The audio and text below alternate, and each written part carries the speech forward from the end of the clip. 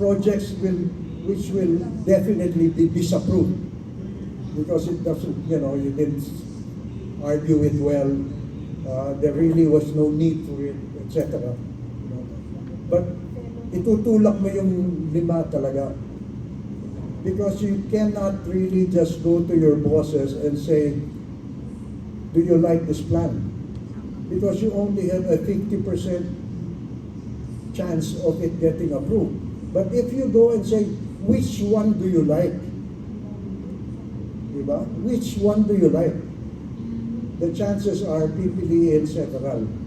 And then you have a better chance of implementing it.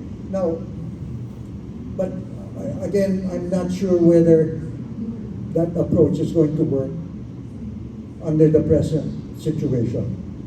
We were able to push it because we knew each other professionally and personally among the friends and colleagues.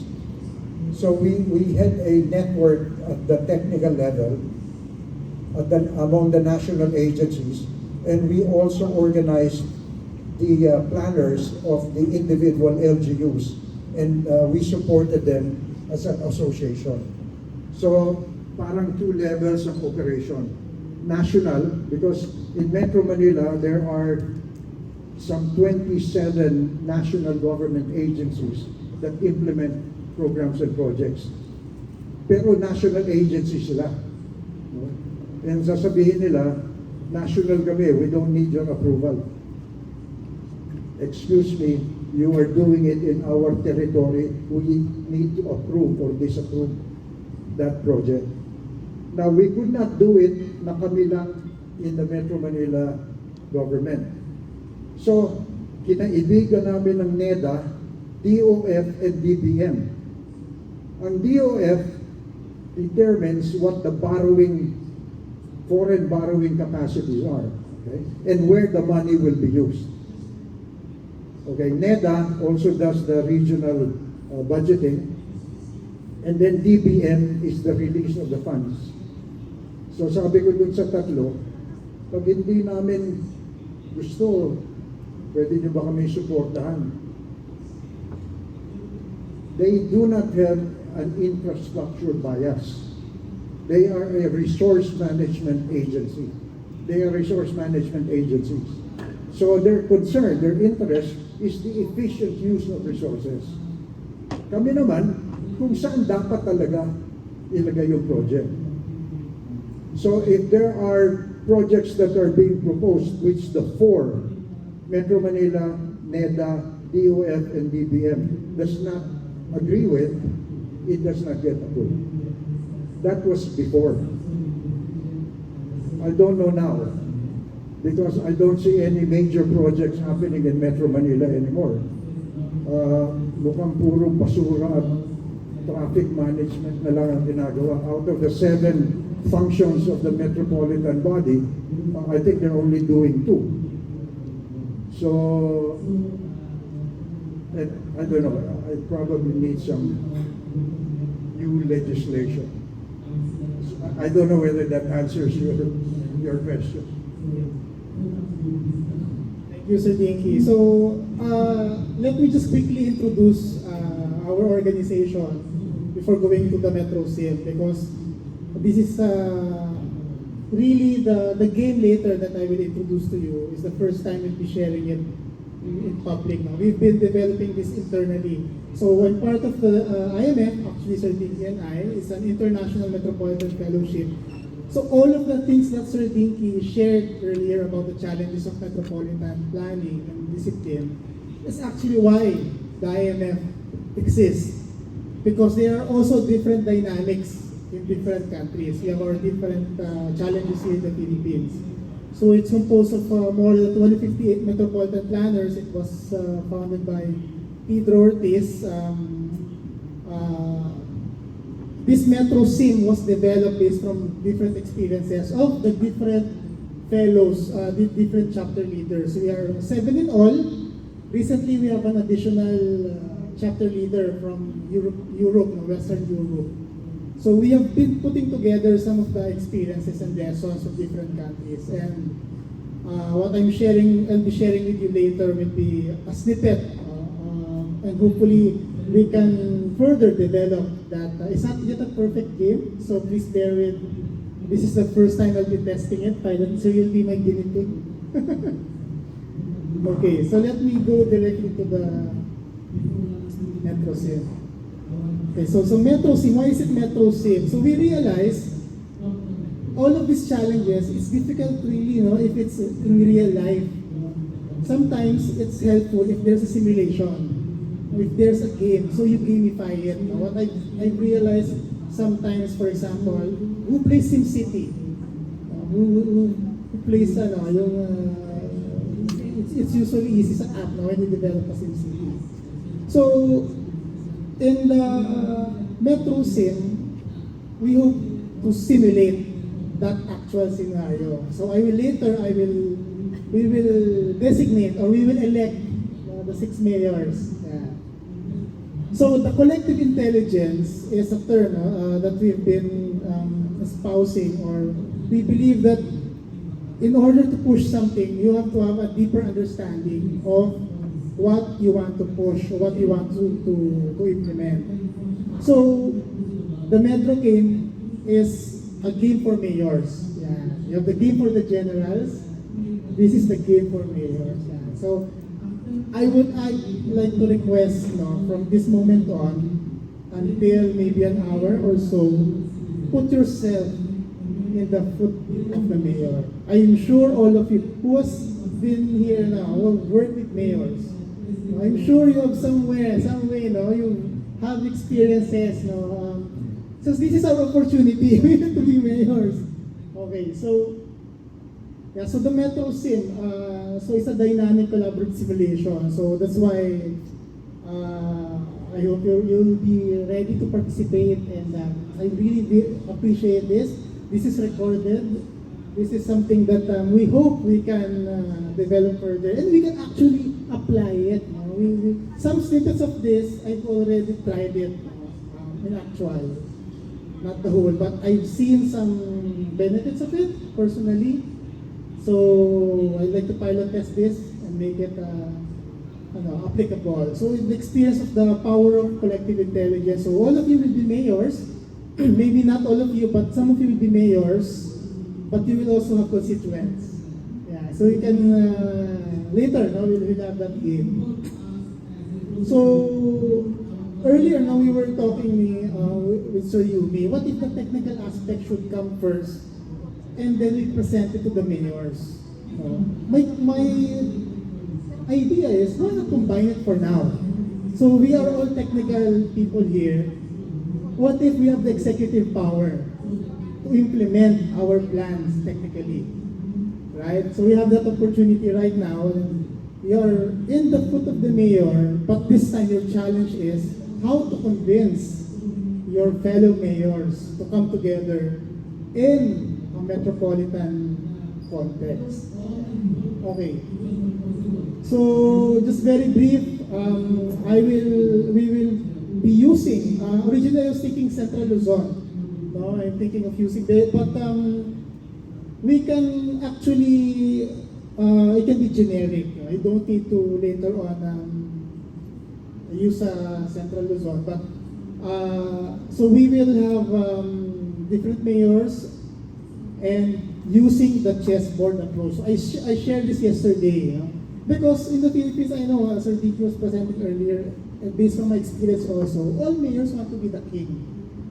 But what if instead of the king, we use the platform of the chessboard to make it appear that each of the role of the mayors, you don't need to be specifically the king. You can be the queen, beautiful queen. You can be the rook. You can be. But the important thing is, if it's a chessboard approach, you work together, and your enemy is not the LGU or not the other municipality. Your opponent across that board is the converging challenges of climate change, technological disruptions, AI. We had the discussions about AI yesterday, and of course, there's a massive demographic shift of the population. So, how do the mayors work together in terms of those contexts? So if a chessboard approach, each of the piece will have a position, will have a location. So just briefly, I shared this is Central Luzon, this is an emerging. We are currently here in Central Luzon for the benefit of Roland. So this is Central Luzon, Clark City is within Central Luzon. Okay, so this is the chessboard approach. So all of the mayors will have a specific role. So let me start with number 1. So that's the king. The mayor is the king, the one that has the historical heritage, the identity. In chess, when you're playing chess, you have to protect the king. If the king is taken down, you lose the game. Same with the metropolitan. Once the heritage or the historical disappears, usually the identity of that area disappears. So, for example, in Cebu City, the deep culture of Cebu City, if that is overtaken by modernity or whatever situation, the identity, the very identity of Cebu, Metro Cebu is affected. So in our game later, I identified Angeles City. Roland, you're staying in Angeles City, right? So, can I nominate you for the mayor number 1? Yes. Okay, mayor number 2, the queen. This one, if you play chess, the most powerful piece is the queen. You can move straight, you can move diagonal, whatever position, and of course, the beautiful queen, the facade. Usually in the Metro chess approach, it's where the airport is located. Why? Because you have mobility. And at the same time, that's the gateway. So when you enter a metropolitan, it has to be nice. The queen is beautiful. The mobility of the queen. Who wants to be the queen? Can I nominate Ma'am Pioli to be the queen? Okay lang. Yeah. So, I hope you can share also your experiences later on with the metropolitan. Yeah. So, in our case, I designated for now Mabalacat. Now, that's the city of Mabalacat. That's where the airport is located. But in the context of Cebu, you can also use Lapu-Lapu. So, it can be applied to anywhere. The third is the bishop. This bishop is usually the support to the queen. So usually there are a lot of moves in chess. When you play chess, usually you have to free up the bishop. So what do? You move the pawn so that the bishop can strategically position themselves in the chessboard. So the bishop is usually the specialized productive centers in mga industrial areas. Like in this case, Porac is known for a lot of industries that supports also the wider Metro Clark area. Who can I nominate for bishop? Can I nominate Sir Nice? He'll be the mayor of Porac, Pampanga. But you can also relate this. You can use this for Cebu. I think the bishop is the one next to, it can be Mandaue, no? Mandaue, where the furniture are located. And Mandaue and Talisay. So yeah, you can use that. The fourth piece, usually it's one of my favorite piece. It's the knight. That's the horse. So in chess, when you locate, you're able to place the horse in the center. It can easily move, because it moves in such a unique way that it can control the center of the board. So in Metro chess, that is the territorial centers. Those are the commercial centers. Those are the emerging commercial areas. So maybe in Central Luzon, that's Capas Tarlac. This is actually I see this Clark City as the horse or the knight. So it's controlling the center. It strategically located itself so that it can be future assuming there's a disaster now in Metro Manila. So that's Kapas Tarlac. Who can I nominate for Kapas? Any volunteer? Ma'am Irma. I see Ma'am Irma here. So, can I nominate you for, can you, if it's okay po, do you accept the nomination for mayor? Yeah, Mayor of Kapas, no? Yeah. You can join us. Yeah. Meron na siya. Siya yung queen. She's the queen. Okay, Mayor, you can actually apply this, no, in your municipality. You are the knight, no, in Tuguegarao. The knight can be the adjacent municipality. Yeah. The important positioning of the knight is usually, those are the emerging commercial centers, no? So once you can actually relate this economically. They want to position the center so that they can get that urban agglomeration, that commercial, so that is one powerful, okay, second to the last, the Rook. Yeah, the Rook, this one, if you play chess, it's at the edge, no? The Rook moves straight, no? It can control the edges of the chessboard. So the Rook is actually the edge. No? It controls the edge and it supports the Metropolitan from the edge. So in terms of Metro Clark, I place here Subic Olongapo.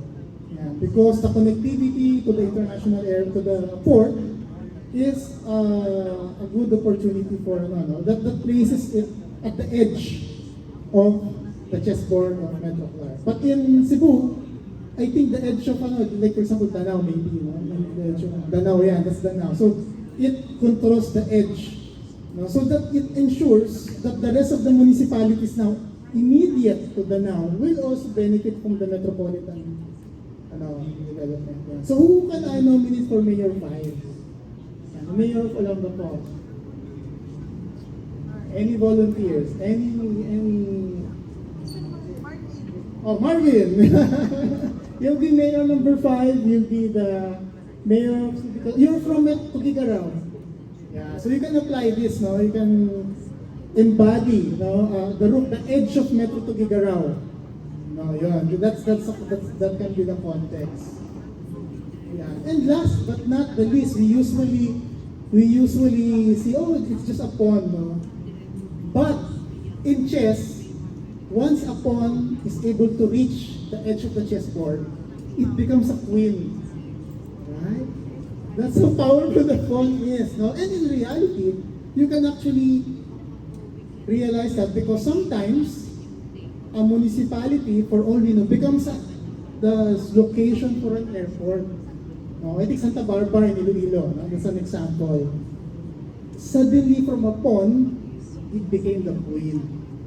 Yan. So in Metro Clark's case, the infamous Pamban Tarlac. Yeah. Who wants to be the mayor of Pamban? Wants to be the mayor? Wants to be the... It doesn't need to be Pamban. You can relate it to any volunteers. Ayan. Yeah. Alex, ayan. Alex will be the mayor of... Alex go. Ayan. So we have a complete set of mayors. Can I request all the mayors to sit in front? Yeah. So that we have visibility of our metropolitan body. Our metropolitan body. Clark. And then, a metropolitan body, as Sir Dinky was sharing earlier, usually there is someone to curate, no? You can, let's add one. Yeah. So, Sir Dinky and I will be the designated, you say governor or to work with the metropolitan body. Okay. Yeah. So that's the map, no? That is your metropolitan area, no? The mayor, The king should sit in the middle. Who's the king? Yeah, he's the king. He's saying it Angeles. Yeah. Yeah. Can I have a photo with the? Can I have the photo with the Metropolitan Body? This is our. Sir Dinky, you want to join?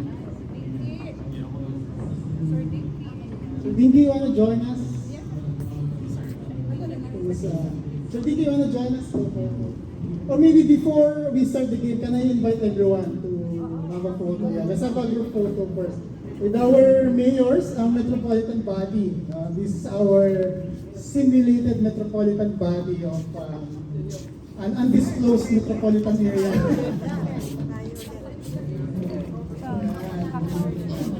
Ano na lang ulit? Photo mo na. Yes po.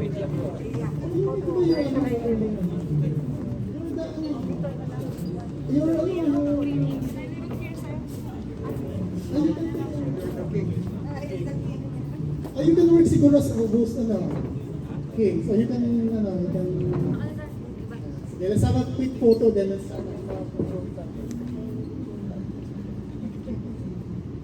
have a quick photo. This is the metropolitan body of an undisclosed metropolitan area.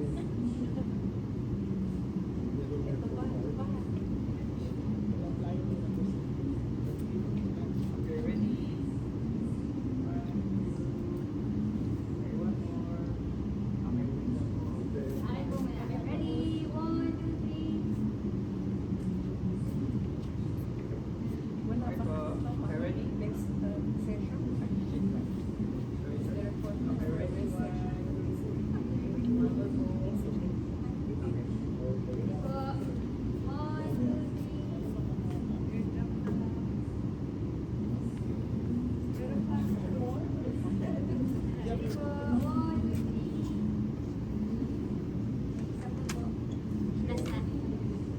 Recording.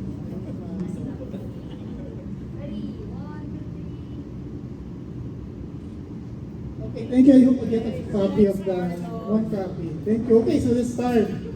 Yan. So we have a complete set of body already.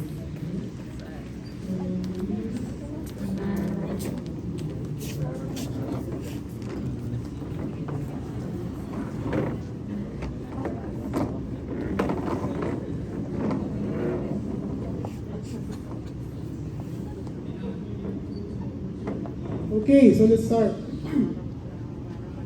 Okay, so let me just introduce each of your city constituents and body. So for Angeles, the king, this is your city. So Angeles City, where you're staying, is one of the famous area in Metro Clark. It's an area where its population is almost 500,000. It's within Pampanga, and it is the urban core of Metro Clark. And the reason why it is the king is it's one of the oldest cities in Metro Clark. It's a regional center also by the national government. And though there are a lot of features in Angeles, which I think you've seen in the area. Okay, that's Angeles City. Next is Mabalacat. This is where the airport is located. So Mabalacat is well known for where the Clark International Airport is located, also the Freeport Zone. The reason why it is the Queen is because, of course, you have the airport. Right? So as you've seen, I don't know if you arrived here by the Clark International Airport. It's very beautiful now. So the Queen is Mombioli. So you're the new Clark International Airport. You're the new face of Metro Clark. Yeah. So that's the airport right now. Let me just pause it. Okay. So this is for Porac. This is Mayor 3. Who's Porac? Mayor Porac? There, si Sir Nice, no? So, this one is the bishop, no? It supports, no, the the queen, because it is almost approximate in terms of location to Mabalacat, and also it has a lot of industries like quarry and tourism. It also has some tourism. Yeah. And Capas, yeah, this is mayor number 4. This is the horse. So this is where Nuclear City is located, as I mentioned. Who's the mayor of Capas? Kayo po, yeah. Okay, so I don't know why my battery is draining. Wait lang, quickly.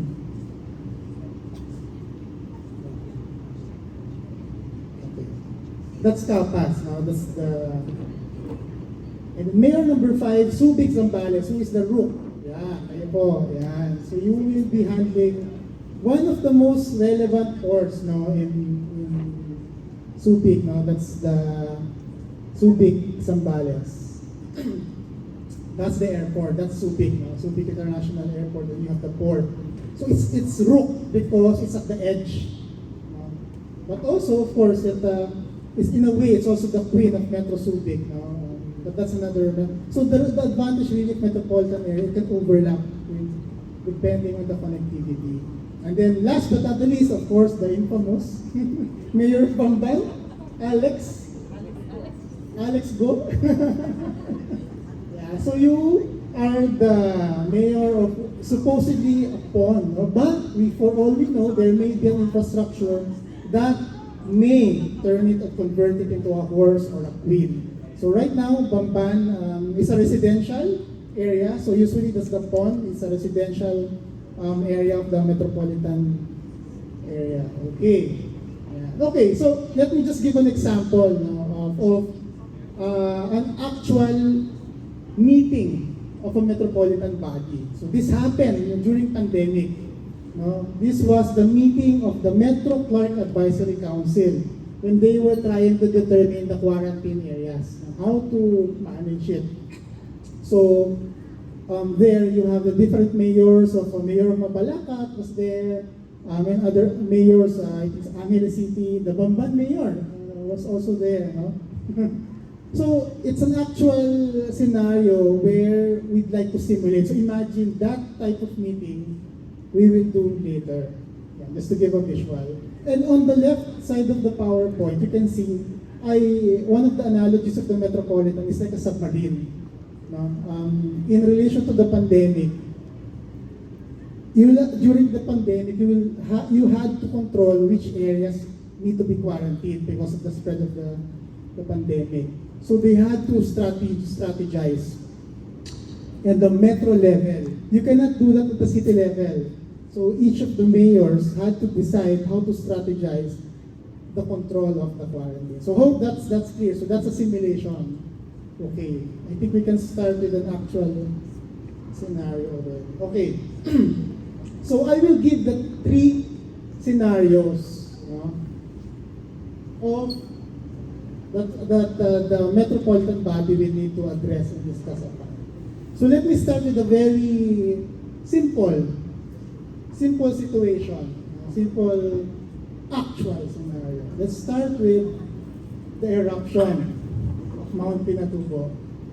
Yeah, the Mount Pinatubo eruption happened in 1991. It not just affected the Central Luzon region, but of course globally, I mean Metro Manila. And it was the largest volcanic eruption of the 20th century. And well known, they say that the Mount Pinatubo erupts every 100 years or so, but it has affected Lahar. It has for the benefit of Roland, the Lahar spread from the Mount Pinatubo. It affected a lot of the cities and municipalities. You have Angeles, you have Clark, Mabalacat. So here is the scenario. Mayors, there are a lot of resettlements that needs to be addressed. And Ma'am Violi was sharing to me earlier, your actual experience with the Mount Pinatubo.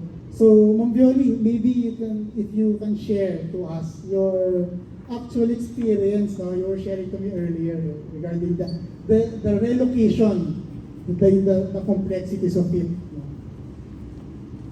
Actually, the role of the Metro Manila Development Authority at that time was to assist the victims coming from Central Luzon. So 30,000 people came to the metropolitan Manila area, and we hosted them, took care of them for more than a month.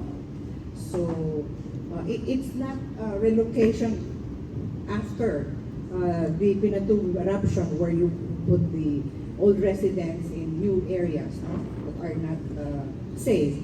But what the role of the MMDA then was to provide aid to Central Luzon. So the operations was really very complex. You would need to mobilize transport, so military 6x6 were used, plus of course all the private and government buses or trucks that would be used to ferry the victims coming from northern Luzon. And then I recall we had very weak structures at that time, unlike nowadays where we have the all LGUs have your disaster risk management offices now, but at the time the coordinating bodies in our metropolitan areas were just called disaster coordinating councils, so they just meet when something happens already. There's no proactive planning. There's no such thing as disaster risk reduction or urban resilience. No? How do you mention that into your plan so that you would, reduce the impact of these natural hazards that are unavoidable? They occur anytime, volcanic eruption like Mount Pinatubo, for instance. So we had to address the needs, medical needs, housing needs, food, water, everything that comes with rescue and relief and early recovery. So that was the role of the MMDA then. Now for the long-term relocation that was handled by an authority, a rehabilitation authority that was set up a few months after it occurred. But it was really a very challenging occurrence that took place. There were so many people affected. Even Metro Manila, there was ashfall. And I recall it was really a very long day, how many days, classes. Personally, I couldn't go home because I was already in the office. So I had to be in that office, coordinating with the military, coordinating with the mayors, asking the mayors to, sir, please open up new evacuation centers. We're going to accept or receive 5,000 refugees coming from Central Luzon. Please bring in your doctors, DSWD, please bring in the relief goods. And there's also, we have to be sensitive also to the needs of the refugees. Like for instance, the ITAs, they do not know how to use the Portalef. They don't want to use the Portalef. They're scared because it's a new device. So how do you address these sanitary issues or health needs of the indigenous peoples, women, children? We can have such things as a separate toilet for women, a separate bathroom. But now I think we are better off. We expect climate change to bring in extreme weather conditions that will affect us. Just recently, we had Katrina and then Ente, we had Ondoy. So I think that's all that I can share. These are personal experiences. I was the general manager of MMDA. I retired in 2001, and I continue to still, advocate for disaster risk reduction, mainstreaming of resilience into the planning process. And what I always tell planners, architects, is that before you do anything, read your CIDRA, Climate and Disaster Risk Assessment results before you even draw where you locate your human settlements, decide of your structures, ordinary houses or buildings. Okay, so I guess this is all of I can share for now. But I hope I'll do justice to being the queen because I'm not too familiar Okay. with, Mabalaka. Yeah, it's okay. Actually, you don't need to connect it to Clark itself, but you can contextualize it based on where you're located. So now what I'd like to do is ask each of the mayors, no? What do you plan for your constituents? What do you need? And how do you intend to collaborate with the other mayors? So let me start with the king. You can set it in the context of city or where you're coming from, Roland. How is my city affected by the eruption? Yeah. So, am I guess, in other parts of the region, like are there parts? So for example, in Sydney, it would be nice if you can share the context of metropolitan planning also. How do you do it? I think in Australia, shall we consider Sydney as the king, right? Because it was where the first migrants came in, right, to Australia. So how does that work in terms of, so position yourself not as Clark, but as Sydney. So in Sydney, we have historically a dominance of the main city centre of Sydney over the rest of the city, because the city centre is at the far eastern edge by the harbour, where the city was originally settled, and then it's sprawled